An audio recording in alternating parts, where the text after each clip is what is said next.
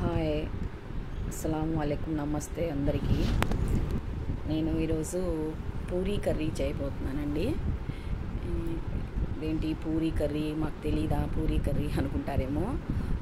నేను కొద్దిగా ఫాస్ట్గా అయిపోయేలాగా చూపిస్తున్నాను మీకు. తొందరగా కాలేజ్కి పిల్లలు వెళ్ళేటప్పుడు, స్కూల్కి వెళ్ళేటప్పుడు హడావుడిలో ఉంటాం కదా, అప్పుడు చేయడానికి కొద్దిగా తొందరగా అయిపోయేలాగా నేను కుక్కర్లో చేస్తున్నాను. అందుకే నేను కుక్కర్ పెట్టాను. ఇప్పుడు స్టవ్ ఆన్ చేసి కుక్కర్ పెట్టుకున్న తర్వాత నూనె వేడైన తర్వాత తిరగమాత గింజలు వేసాను, జీలకర్ర వేసాను, తర్వాత కరివేపాకు వేసాను. కరివేపాకు వేసిన తర్వాత కొద్దిగా కలిపిన తర్వాత ఉల్లిపాయలు వేయండి. ఉల్లిపాయలు ఇవి పొడవుగా కట్ చేసుకోవాలి. పూరీ కర్రీకి ఎప్పుడైనా సరే పొడవుగా ఉల్లిపాయలు కట్ చేసుకునేలాగా ఇవి కొద్దిగా కలిపి పెట్టండి. నూనెలో కొద్దిగా మెత్తబడాలా ఉల్లిపాయ. ఇప్పుడు కొద్దిగా రుచికి సరిపడినంత ఉప్పు, పసుపు వేసుకున్నాను. వేసుకున్న తర్వాత మళ్ళీ కలిపి కొద్దిసేపు అలాగే ఉంచేయండి. అందరూ వాయిస్ ఓవర్ ఒక్క అర్థం కావట్లేదు అని చెప్తున్నారు, అందుకే ఇస్తున్నాను. నాకైతే కొత్తగా ఉందండి. నా వాయిస్ ఎలా ఉందో, నేను చెప్పేది అర్థమవుతుందో లేదో నాకైతే తెలీదు. నాకు ఎలాగో కొత్తగా అనిపిస్తుంది. అందరూ అడుగుతున్నారు, అర్థం కావట్లేదు అని చెప్తున్నారు, కాబట్టి నేను వాయిస్ ఓవర్ ఇస్తున్నాను. అన్ని వీడియోస్కి వాయిస్ ఓవర్ ఇవ్వగలను లేదో చెప్పలేను. నేను అన్ని వంట వీడియోస్ కూడా పెట్టనండి. నేను అసలు ఛానల్ స్టార్ట్ చేసింది నేను టైలరింగ్ కదా, నేను టైలరింగ్లో కటింగ్ వీడియోస్ ఇవి పెడదామని చెప్పి నేను స్టార్ట్ చేశాను. తర్వాత ఇప్పుడు కట్ చేసిన పచ్చిమిరపకాయ వేసుకున్నాను, తర్వాత అల్లం వేసుకున్నాను. అల్లం ఆప్షనల్ అండి, మీరు కావాలంటే వేసుకోవచ్చు, లేకపోతే స్కిప్ చేసేయండి. అంటే వేసుకుంటే టేస్ట్ బాగుంటుంది అల్లం ముక్కలు వేస్తే.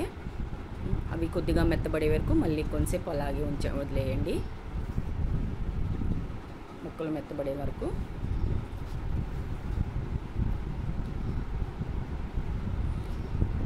తర్వాత కట్ చేసుకున్న ఆలు వేసుకోండి.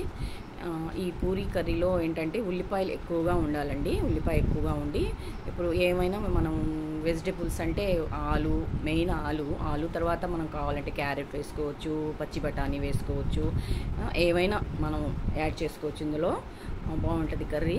కాకపోతే ప్రస్తుతానికైతే నా దగ్గర అవేం లేవని నేను ఈ బంగాళదుంప వరకు వేసాను. ఈ బంగాళదుంప కూడా కొద్దిసేపు ఉడికే వరకు నూనెలో అలా ఉంచండి.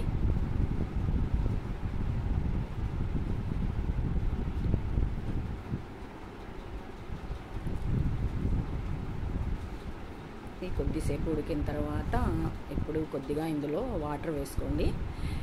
కొద్దిగా వాటర్ వేసుకొని కుక్కర్ 2 విజిల్స్కి కుక్కర్ పెట్టేసేయండి, మూత పెట్టేయండి.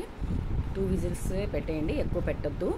ఎక్కువ పెడితే బాగా స్మాష్ లాగా అయిపోతాయి, బంగాళదుంపలు మ్యాష్ అయిపోతాయి.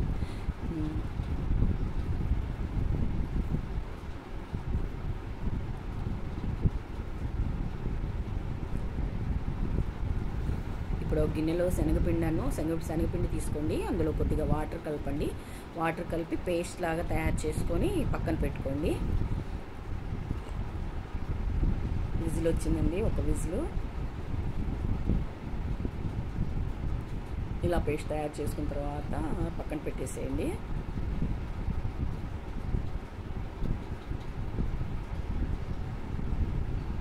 టూ విజిల్స్ వచ్చేసేయండి. ఇప్పుడు స్టవ్ కట్టేసేయండి.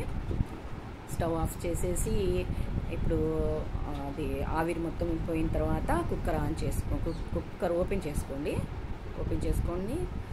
చూడండి, బాగా ఉడికిపోయింది. బంగాళదుంప కూడా ఉడికింది. బాగా వేడిగా ఉందండి, అందువల్ల నేను పట్టుకోలేకపోయాను. తర్వాత ఇప్పుడు నేను కలిపి పెట్టుకున్న పేస్ట్ ఉంది, శనగపిండి పేస్ట్, అది వేసుకోండి. తర్వాత వాటర్ వేసుకోండి. వాటర్ వేసుకున్న తర్వాత ఇప్పుడు మళ్ళీ స్టవ్ ఆన్ చేసుకొని స్టవ్ మీద పెట్టి 2-3 మినిట్స్ చాలండి. జస్ట్ అలా పెట్టేసేయండి. 2-3 మినిట్స్లో కూర బాగా దగ్గరకు అయిపోయిన తర్వాత కొత్తిమీర చల్లేసి దింపేసుకోండి. చాలా బాగుంటుంది టేస్ట్. ఒకసారి ట్రై చేయండి. అందరికీ షేర్ చేయండి, సబ్స్క్రైబ్ చేసుకోండి నా ఛానల్ నచ్చితే.